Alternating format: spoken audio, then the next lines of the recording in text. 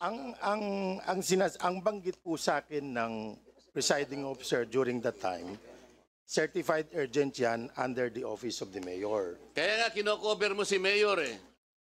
Tingnan mo.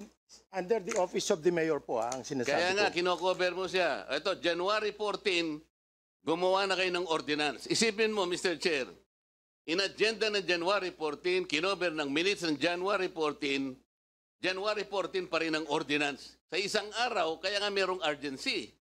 Pero wala kang nakitang urgency sa office ng mayor. Sinasabi mo, did you advise the mayor when you prepared the agenda that your presiding officer informed you that it's certified urgent from the mayor? Did you call the mayor that it was certified urgent? Your Honor, please, ako po yung SB secretary lang po. Tinatanong nga kita Kung ano lang po ang